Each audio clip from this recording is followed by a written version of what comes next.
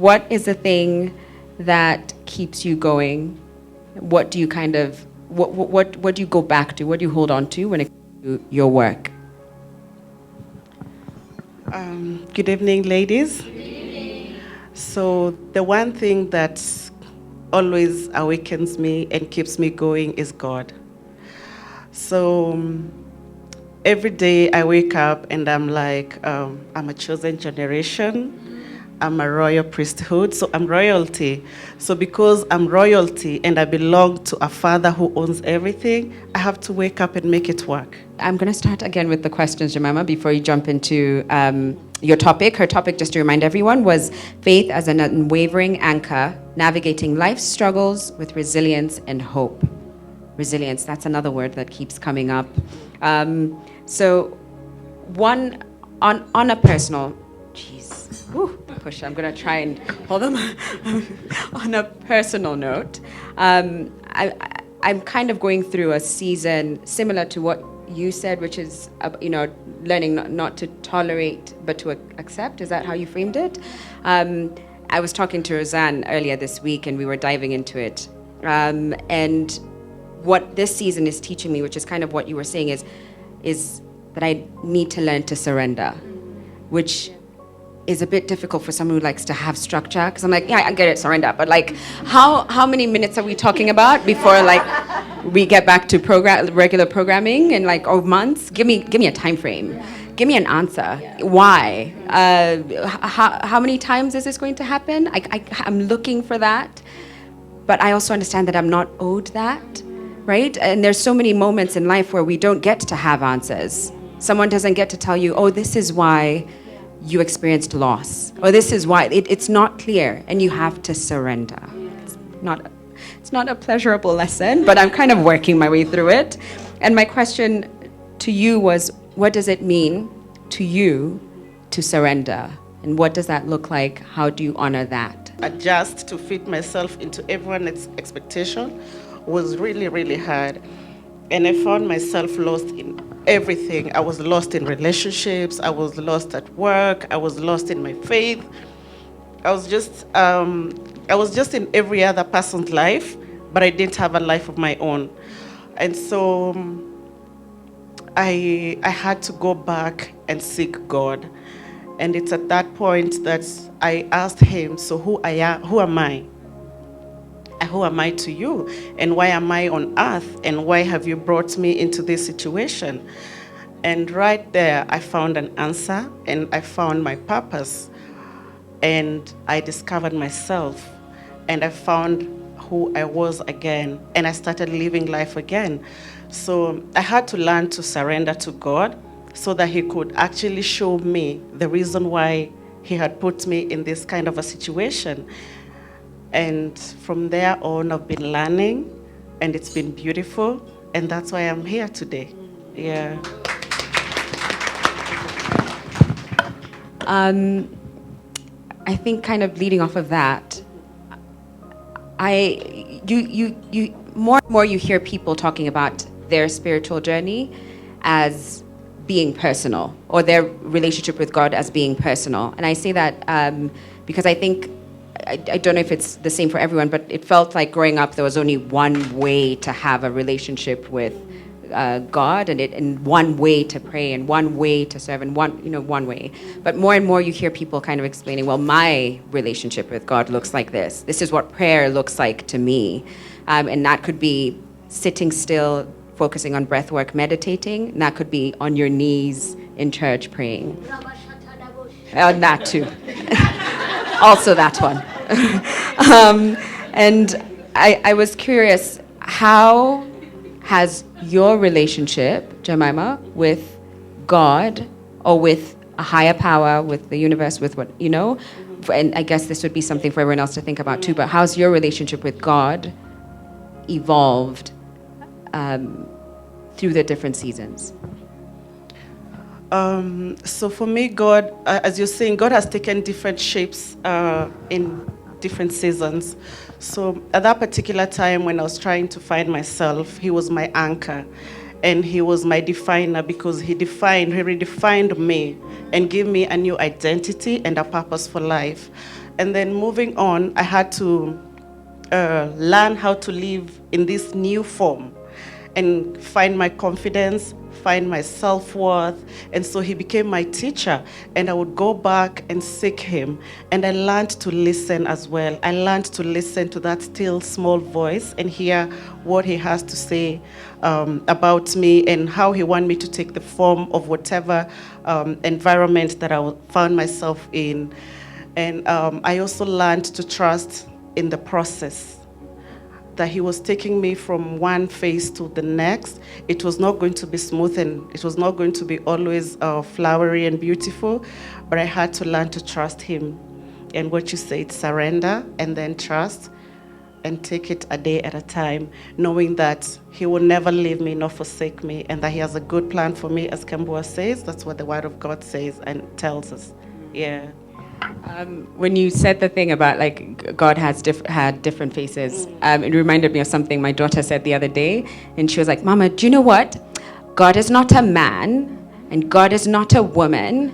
God isn't even a big circle with eyes all around it." And I was like, "Big circle with eyes all around it? Where did that come from?" And she was like, "God is a spirit," and it was like, God is inside me, and that's my, and bless my mom for like these are the lessons that she's sharing. But when you said that, I was like, yeah, Naila, that's my daughter's name. For a second, she was like, "It God," and I asked her to draw it just so I can understand. You thought God was a big circle with eyes all around it. It's a bit scary looking, but you know, God is different for everyone. So last question before you jump into your talk. And I think I just wanted to offer something different in case there's people whose spiritual practices are different. Maybe your experience of God is different as well. But what I do know, what I've experienced, is that gratitude is a really powerful practice. I mean, even Roseanne, you kind of mentioned that was the fourth step, right? Gratitude. And to anchor yourself, to remind yourself like the things that you kind of want to take as like, thank you, God, for this. Thank you, universe, for this. Or thank you for this. What are some defining advantages you associate with your experience of practicing gratitude? Yeah. So for me, I've learned that I have to be grateful for everything. And even me being here sharing this story, I'm really grateful because I know it's going to leave a very positive impact in someone's life. And so gratitude has taught me to embrace everyone, and everybody's story is different. And that I am not at a position where I can judge any person, but I can only pray for them and try to encourage them. Because it's only when you remain grateful to where God has brought you that you can be able to see the pain in someone's life and want to take that away. When we don't take gratitude as a form of practice in our lives, then we become very selfish human beings, because we become entitled and we think that everything that we have should be given to us or should belong to us. And it's not like that. I believe that we are all here. We are very blessed, because not every Kenyan woman can sit in this room and afford to pay, or have someone who can pay to come here and listen and enjoy and celebrate and thrive with one another.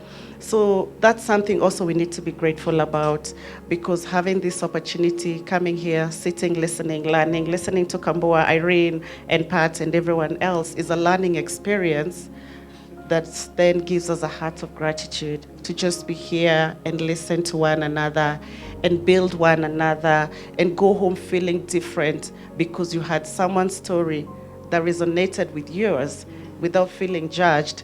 So I give thanks for everything. And it's not easy, but I try to. Yeah, I try not to feel entitled. That about judgment can be especially difficult. Sometimes you want to judge someone just a little bit and just be like, but when you were writing that tweet, didn't you think? Don't you have, are any of the brain cells working, or are they on, I don't know what's happening there. Sometimes it can be so difficult not to pass judgment. Sometimes you don't even recognize that it's happening, because some of this is just programming. It's how you've kind of grown up and expected people to react the same way, to respond the same way. That can be very difficult. But one of my favorite I don't know what you'd call him, Eckhart Tolle, who's like a spiritual teacher. He says one of the ways to achieve a semblance of peace or a good life is by practicing three things. And he says non-attachment, which is another difficult thing because we get attached to our expectations. We want this to kind of go a certain way, our people in our lives, certain situations. So non-attachment, non-resistance as well, which can also be very difficult when there's things changing and you're like, this isn't comfortable. And the last one is non-judgment. And I think with the judgment thing, it just, how do you not only practice non-judgment, but then offer gratitude, and especially when someone is perhaps crossing a boundary or violating your space, your spirit, your being in one way or another? I mean, and we all have moments, things that kind of trigger us in one way or another, but how do you then practice non-judgment in those moments where you have something you want to say to someone? As you've said, it's not very easy because everyone has a label that they want to place on you and define you as they find fit and, whatever that makes them happy. But for me, it has come to knowing my self-worth and just being confident in who I am and in what God says I am. So I do not, it's not like it doesn't hurt. It hurts me a lot because I'm a human being. I have emotions. And I'll go and ask, I'll have questions and I'll be like, why God? Is this what they see of me? Is this what they think of me? Is this who I portray myself to be? But I've learned to go into the quietness of it all and find my peace in God and say, you have said that, I'm a royal priesthood, I'm a chosen generation, I'm a special person to you, and this is what I am. So it doesn't matter what the world defines me, just give me the strength to portray who you have made me to be and what you've meant me to be and what you want me, what is my purpose. So, our lives can take different forms and shapes that we don't understand, but the end goal is what God has intended for us. It's not always about us, and it's what Kambua said, learning not to resist or to tangle with God, but sitting and accepting what He has created and meant for you.